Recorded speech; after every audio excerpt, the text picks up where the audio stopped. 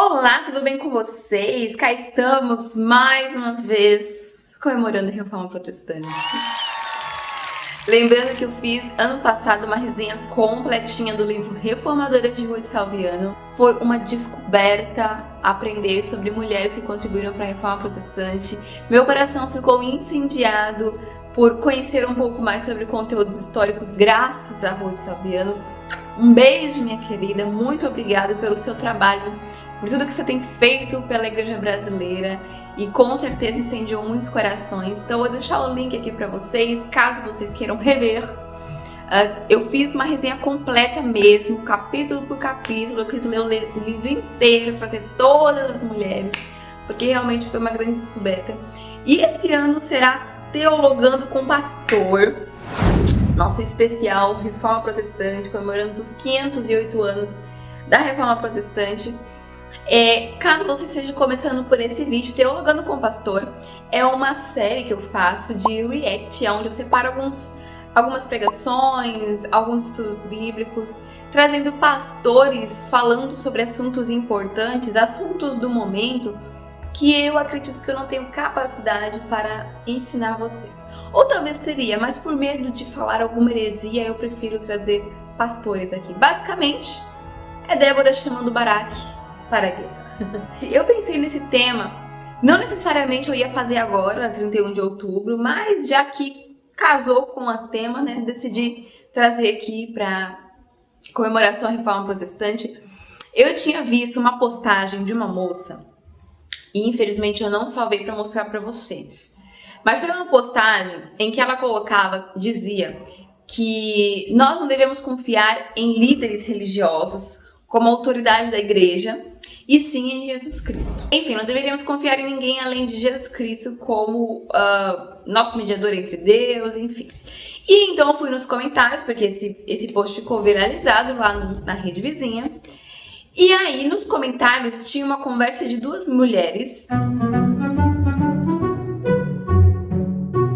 uma cristã e uma católica, e a católica disse que essa informação deveria ser repassada para os protestantes, já que os protestantes abriam igrejas aleatórias, cada um em lugares diferentes, e que a igreja católica era a única igreja, a igreja verdadeira, que havia sido iniciada pelo próprio Jesus e tudo mais. A moça protestante, né, evangélica, para rebater essa moça, né, dizia que os católicos confiavam em líderes religiosos, muito mais do que em Jesus Cristo, e disse que a igreja católica também foi fundada por homens. Então a moça católica disse que a evangélica deveria dizer o nome, então, do líder religioso que fundou a igreja católica. Então acabou a conversa. E eu fiquei indignada. 2000 anos depois. Eu fiquei pensando, por que a moça evangélica não explicou, não defendeu a sua fé, não disse para ela quando começou a igreja católica e qual foi o fundador da igreja católica? E aí o que eu fiz? Eu fiz o que a maioria das pessoas fariam. Eu fui no Google, dei um Google, pesquisei lá quando iniciou a igreja católica. Quando começou a igreja católica? No Gemini, diz que a igreja católica começou com Jesus Cristo. Eu falei, oi? Jesus Cristo começou a igreja católica? Então eu fui no ChatGPT, vou deixar aqui para vocês essa informação que o ChatGPT nos traz. No ChatGPT diz que a igreja católica começou por Jesus Cristo. Jesus Cristo passou o bastão para Pedro, o apóstolo Pedro, e então iniciou-se a verdadeira igreja, a igreja de Jesus Cristo, a igreja católica, como nós conhecemos hoje como igreja católica apostólica romana. Então você que usa o ChatGPT para se informar, para aprender, para talvez até mesmo exercer na sua profissão, muito cuidado. O ChatGPT está aqui para te enganar. Na verdade, o ChatGPT pega as informações que estão disponíveis na internet e ele manda para você. Então, cá estou eu, Andressa, nessa internet para dar outras opções para o ChatGPT. Outras opções de respostas para pessoas que querem saber quando se iniciou a Igreja Católica. Então, cá estamos nós com Teologando com Pastor. Trouxe aqui só os bravos para responder para nós. Tem alguns vídeos do reverendo Hernandes Dias Lopes dizendo quando começou o papado, e ele dá uma dica de uma leitura de um livro que foi traduzida aqui para o Brasil. E eu poderia, como eu estou sempre resenhando o livro para vocês, eu poderia comprar o livro, eu poderia ler o livro, eu poderia resenhar esse livro, mas é um livro grosso, um livro grande, eu teria que gastar dinheiro, tempo e muitas coisas, e demoraria muito para postar esse vídeo aqui para vocês, então eu preferi trazer os experts nesse assunto. Inclusive, graças a esse vídeo, vocês vão ver que eu não sou expert nesse assunto. Porque eu falo aqui sobre alguns concílios que aconteceram na época do primeiro século, dos primeiros séculos da igreja, e eu esqueci do concílio mais importante, que é o concílio de Nicéia. Vamos lá ver, eu falo de vários concílios aleatórios que eu lembrei aqui na minha cabeça, e eu esqueci do concílio de Nicéia, que foi o mais importante. Pra vocês verem que eu não sei muito sobre a igreja primitiva, a história da igreja, patrística e tudo mais. Então, trouxe aqui para vocês alguns pastores que entendem a história da igreja e que vai nos ensinar quando começou o papado. Então, gente, trouxe aqui para nós alguns vídeos, trouxe aqui alguns trechos de 3 vídeos especificamente. Um deles é do pastor Presley Camargo, um expert em patrística. O último Teologando com o Pastor que eu fiz para vocês foi justamente com o pastor Presley, porque ele sabe tudo de patrística, que eu não sei. E eu ia resenhar o livro de Ruth Salviano, que é a história do cristianismo primitivo. E para dar uma base pra gente sobre patrística, né? Eu trouxe aqui o pastor Presley e estou trazendo ele de novo. Ele tem vários vídeos aqui de um curso completo sobre a história da igreja, os primeiros séculos da igreja da era cristã. Está disponível aqui no YouTube gratuitamente. São mais ou menos 1 hora cada vídeo, 1 hora e meia cada vídeo. São videoaulas mesmo. E como eu sempre falo para vocês, eu procuro trazer aqui pastores que pastoreiam igreja, que não estão apenas aqui na internet fazendo polêmica, debatendo, trazendo assuntos aleatórios que muitas vezes não edificam. Então são pastores que realmente pastoreiam a igreja, que têm um compromisso com a igreja de Jesus Cristo, está preocupado com a alma das pessoas e não apenas em debates e lutando para estar certo, né? Então, vou aqui trazer um vídeo do pastor Presley, é um trechinho desse vídeo aula que eu falei para vocês, que está disponível aqui no YouTube, né? Inclusive, se eu mandar mensagem para ele agora, ele me responde, porque ele é super humilde. Perguntas e questões teológicas, qualquer dúvida que você tiver, pode mandar mensagem para ele, que mesmo que ele demore, ele vai te responder com todo o carinho e atenção. Então vamos lá, gente. Esse vídeo que eu separei para vocês, ele é a partir do século 7, século 8, quando a história do papado se torna político. Explica sobre a questão política do papado.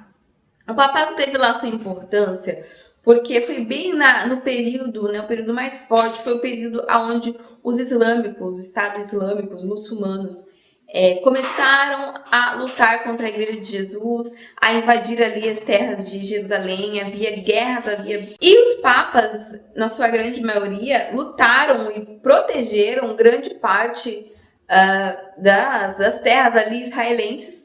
Óbvio que em um certo momento os muçulmanos acabam tendo vitória, né? Porque eles eram homens de guerra, realmente. Mas foi um período extremamente político em relação ao papado. Vamos assistir aqui um pouco o que o pastor Presley diz e depois a gente conversa. Bora lá, gente. Vídeo na tela.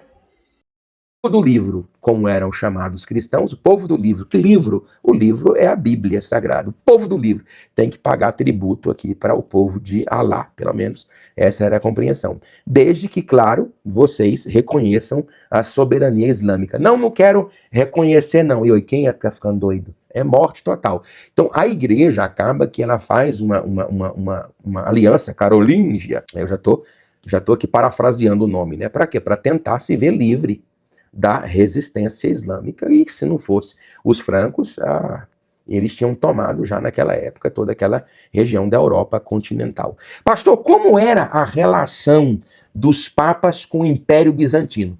Pastor, o que é o Império Bizantino? É o imperador do Império Romano no Oriente. Onde é que ele está? Em Constantinopla. E por que o nome é bizantino?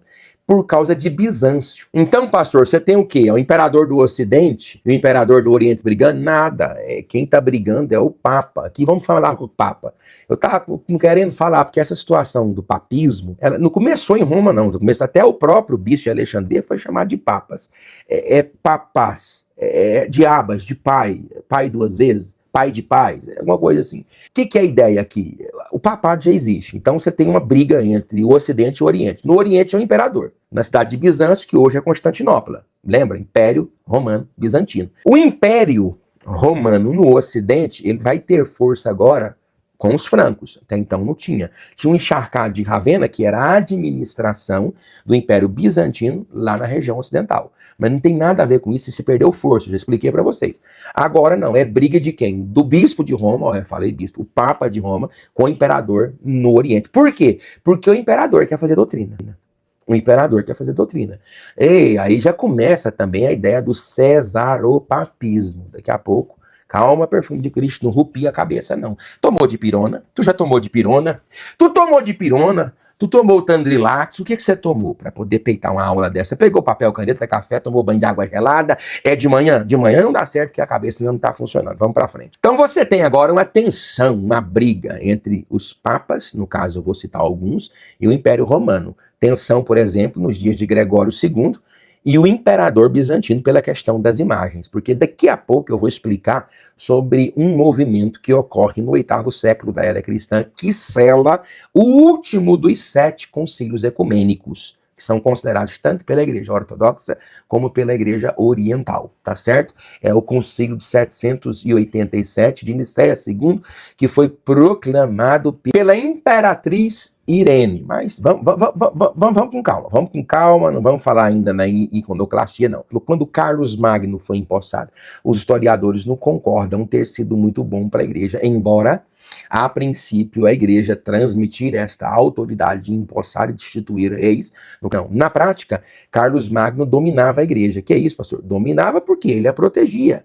Ele dominava a igreja. Como imperador, Carlos, ele nomeava bispos, organizava concílios, decidia sobre assuntos eclesiásticos, fazia doutrina, embora o cesaropapismo, que é imperadores fazendo doutrinas e discutindo sobre questões dentro da igreja, ou seja, um governante civil querendo dominar um ambiente religioso, seja mais associado à região oriental, lá no Império Bizantino, porque lá o imperador tinha domínio total praticamente na igreja.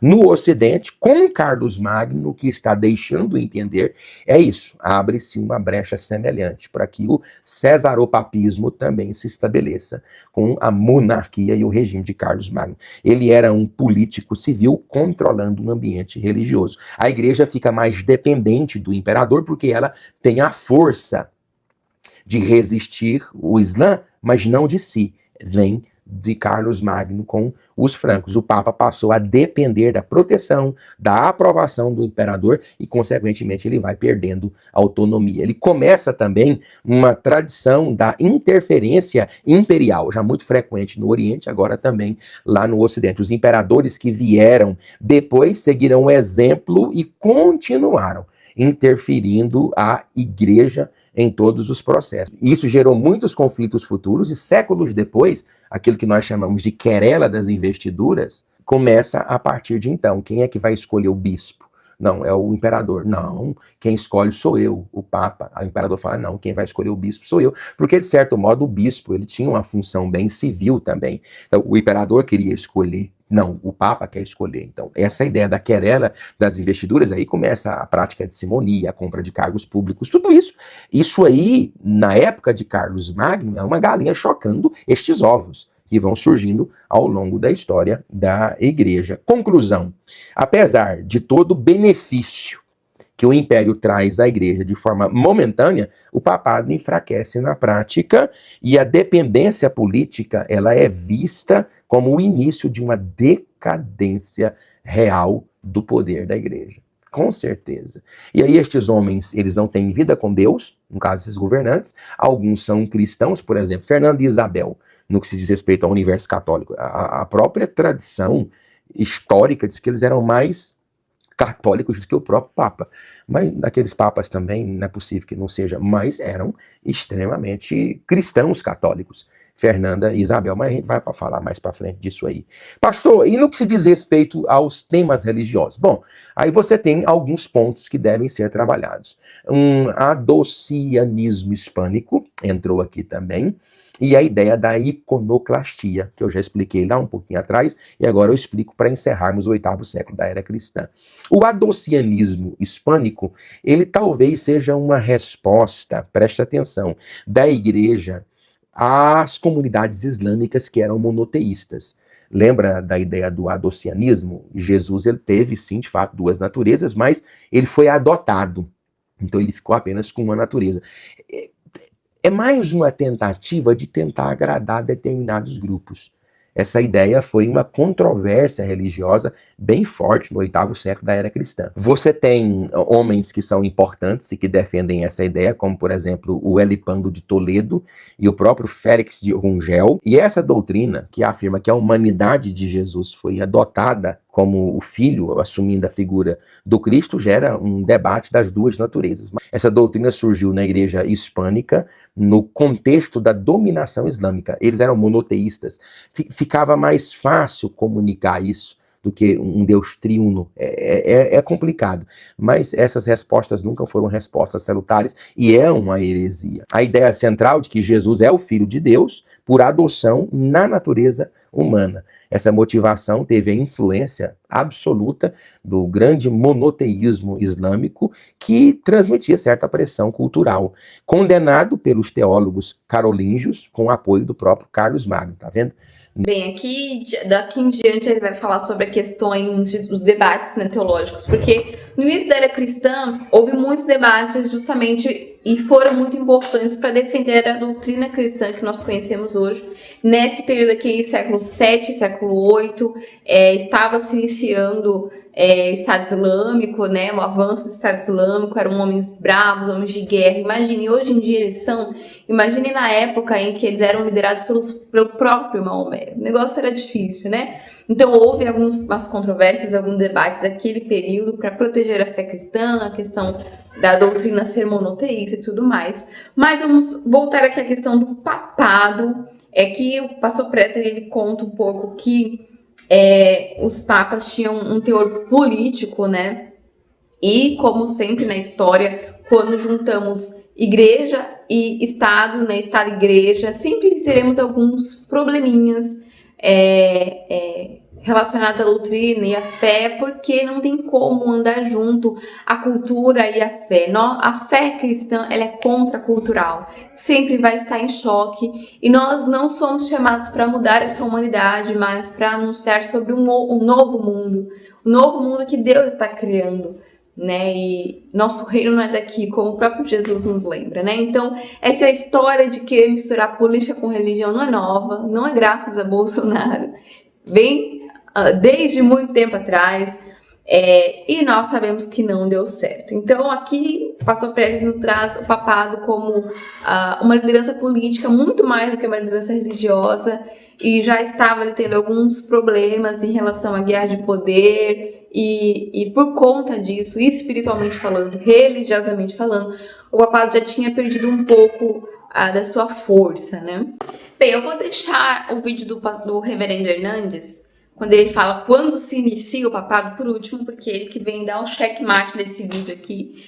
Separei um outro vídeo pra gente. Esse é de um seminário teológico que conta a história do cristianismo desde ali dos primeiros séculos, o desenrolar e o desenvolver da história da igreja, e respondendo a pergunta: a igreja católica romana, ela é a verdadeira igreja? Ela é a igreja de Jesus Cristo? As igrejas protestantes não pertencem a Jesus Cristo? O que é igreja? O que é ser igreja? É o que nós iremos aprender agora. Vídeo na tela. Milhões de pessoas ao redor do globo, o cristianismo continua influenciando o mundo inteiro. E se você faz parte de alguma igreja, é importantíssimo nós conhecermos a nossa própria história. De onde nós viemos, o que aconteceu, como surgiu a reforma protestante, como que a igreja chegou ao estado que está hoje. Por isso, nós estamos começando uma nova série de vídeos aqui no YouTube sobre a história do cristianismo de uma maneira que você nunca viu antes.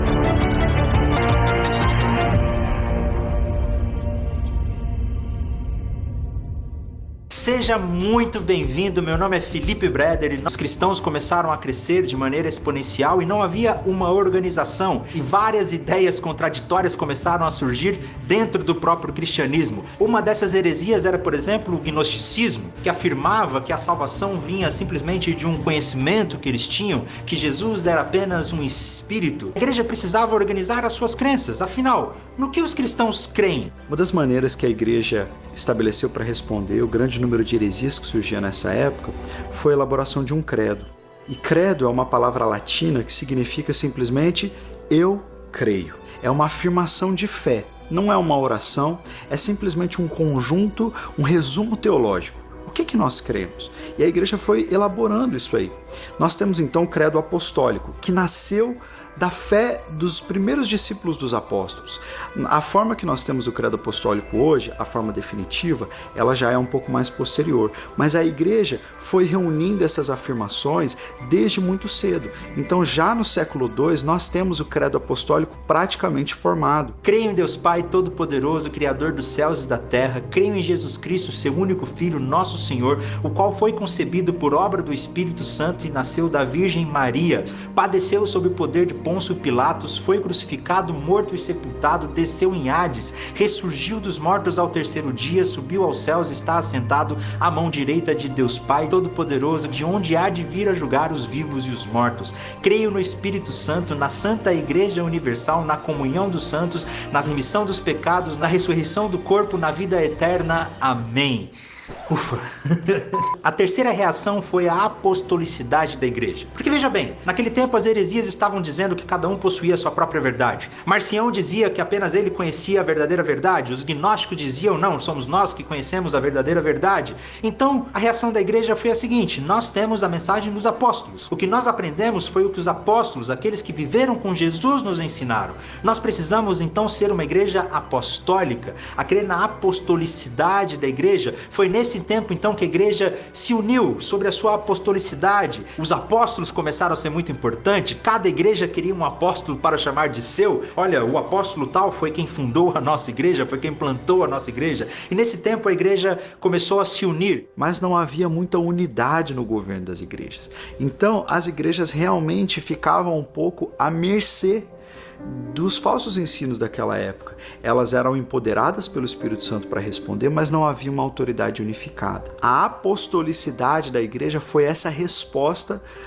essa liderança unificada para responder aos falsos ensinos. Então houve esse grande acréscimo à teologia. Foi aí que então as pessoas começavam a escrever bastante, começaram a elaborar a teologia, porque agora era uma tarefa digna, não era mais uma tarefa perseguida. Então a igreja pôde se organizar em torno de uma liderança apostólica e de um ensino apostólico. E surge então a Igreja Católica Antiga. Veja bem, eu não estou falando ainda da Igreja Católica Apostólica Romana. A Igreja Católica no sentido da palavra, universal, uma igreja unida, uma igreja que cria numa só coisa, que tinha uma Bíblia, um cânon, que tinha um credo e que estavam organizadas sob uma liderança. É muito legal ressaltar que essa organização apostólica da Igreja Católica não foi para obter um poder sobre si, mas para responder às heresias, para que a igreja pudesse se posicionar diante dos desafios daquele tempo. Do lado oriental, o Império Romano permaneceu por mais 1000 anos, que seria conhecido também como Império Bizantino, na capital Constantinopla.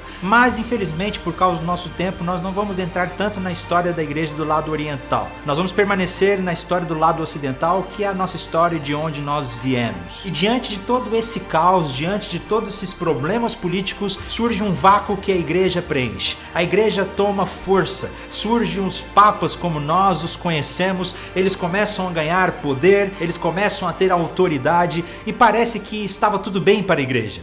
Depois que o Império Romano do Ocidente chegou ao fim, a igreja assumiu uma força política muito grande. A igreja, na figura do papado, é a única instituição do Ocidente que conseguiu trazer um pouco de coesão para aquela época tão atribulada, com invasões bárbaras vindo, com a mudança da cultura. A igreja então se posicionou, se fortaleceu como uma grande influência para as outras nações. Nesse tempo também surgem os monges do Ocidente, os beneditinos, que foram importantíssimos para que a mensagem do evangelho pudesse chegar em todos os outros lugares da Europa. A igreja romana, então, que a igreja se uniu.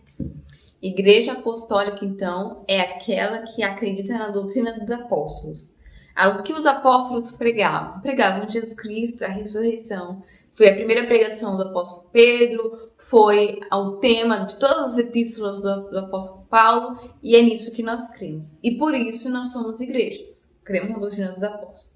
E enfim, então aprendemos que o papado tem a ver com o governo político. Quanto mais a igreja se misturava com política, mais ela precisava de uma liderança que pudesse falar por ela junto aos imperadores e tudo mais, estabelecendo também a questão da cultura, e, enfim. É muito difícil entender o início do papado com o apóstolo Pedro, já que o apóstolo Pedro, quando finalmente ele foi para o Ocidente, a igreja católica como nós conhecemos hoje, é a católica apostólica romana, de Roma. Quando finalmente Pedro foi para Roma, ele foi para morrer. Então, o apóstolo dos gentios, que pregou para gentios, foi basicamente o apóstolo Paulo, muito mais do que o apóstolo Pedro. Mas, como eu não sou expert neste assunto, vamos então dar o checkmate, o cheque final, com aquele que irá explicar para nós quando então começou o papado. Reverendo Hernandes Dias Lopes, é com ele. Isso não é um fato.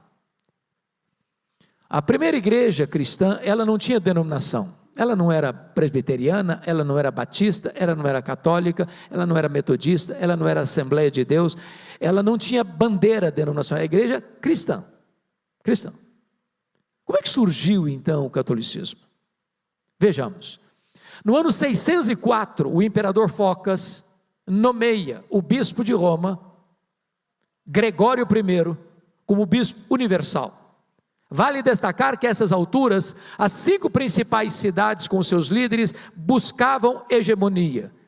Roma no ocidente, Constantinopla no oriente, Alexandria no Egito, que era a 2ª maior cidade do mundo, Antioquia da Síria, que era a 3ª maior cidade do mundo, e Jerusalém.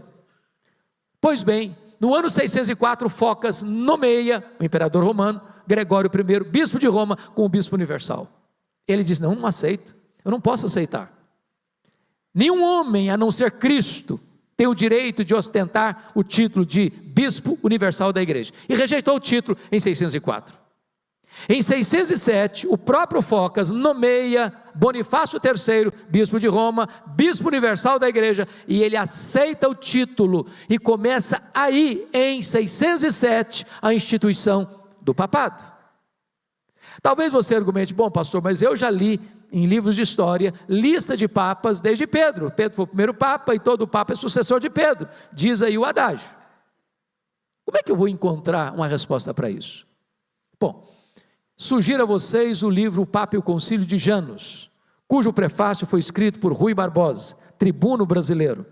Curiosamente, o prefácio de Rui Barbosa é 70% da obra. E Rui Barbosa desmonta esta ideia. Por quê que você hoje lê em livros que tem lista de papas desde Pedro? Por causa de um documento surgido na França, no século VIII, chamado As Falsas Decretais de Isidoro. O maior embuste literário da história, tentando recuar o papado ao 1º século desde Pedro. Como se Pedro tivesse sido papa de Roma, bispo universal da igreja a partir de Roma. O que de fato não tem nenhuma base histórica, nem bíblica, que Pedro tenha sido bispo de Roma, muito menos bispo universal da igreja a partir de Roma. Então, essa lista foi um documento forjado, chamado As Falsas Decretais de Isidoro. Pois bem, o que acontece? Com o fortalecimento da igreja, a igreja se torna muito forte em 2 áreas. Primeiro, economicamente. Segundo, politicamente. É a igreja que depunha reis, era a igreja que punha reis no poder. Mas ao mesmo tempo que a igreja se tornava muito forte econômica e politicamente, a igreja foi se corrompendo doutrinariamente. Para vocês terem uma ideia, muitas doutrinas pagãs foram entrando para dentro da igreja. Por exemplo, o dogma de Maria. Maria, mãe de Deus, Maria imaculada, Maria mediadora, Maria corredentora, a ressurreição de Maria, a assunção de Maria e o seu status de rainha do céu. É claro que nós honramos Maria, mas honrar Maria significa ater-se ao que a Bíblia ensina sobre ela e não acrescentar algo que nem ela acreditava e não podia acreditar, como mulher crente que era, no Senhor Deus e no seu Filho como seu Salvador. Outros dogmas vieram na esteira, como o confessionário, como o purgatório, como a transubstanciação, como as relíquias, como a adoração das imagens, como a infalibilidade papal, como a salvação pelas obras, mais tarde como a Inquisição. E a igreja foi se corrompendo e perdendo a sua identidade de uma igreja apostólica, firmada nas Escrituras. Enfim, então, de acordo com o reverendo Hernandes, o papado começou aproximadamente 600 anos depois de Cristo. Os pais da fé apatrística não foram papas, eles foram homens levantados por Deus para defender a doutrina, né, os bispos da igreja, né? Os papas não são os bispos da igreja, são líderes como a gente conhece hoje como os pastores, responsáveis por defender e proteger a doutrina, a fé cristã. Por isso tiveram diversos concílios, diversos debates relacionados à fé, à doutrina como nós entendemos hoje. Não apenas de um único homem defendendo a fé, mas de um grupo de pessoas, assim como Atos capítulo 15, defendendo a doutrina, a fé, não a igreja, instituição ou tradição, enfim. E esse é o nosso Teologando com os Pastores, né? No caso, esse vídeo foi no plural. Um pouco polêmico, talvez, mas como eu já disse para vocês nesse vídeo que eu deixo aqui explicando por que eu não sou católica, a gente conversa um pouco sobre a história da igreja desde os pais da fé, que na verdade são discípulos dos apóstolos, até a Reforma Protestante, onde nós temos líderes ali fazendo as mesmas coisas que os pais da fé fizeram no início do cristianismo, que é o quê? Defender a doutrina, defender o evangelho. Nós aprendemos que esse é o ministério pastoral, né? Eles foram levantados para isso. Eu aqui, como Débora, apenas lançando aí os baraques para continuar defendendo e protegendo a nossa fé, a nossa doutrina, defendendo a nossa fé, aquilo que nós cremos. E como eu não tenho muita competência sobre esse assunto, aí está o vídeo para vocês. Pesquisem aqui na internet essas pregações, o vídeo aula do pastor Presley, a história da igreja primitiva, como eu coloquei para vocês. Todas elas estão disponíveis aqui no YouTube, vídeos completos. Eu vou deixar o link aqui embaixo para vocês conferirem melhor depois. Um beijo e até a próxima!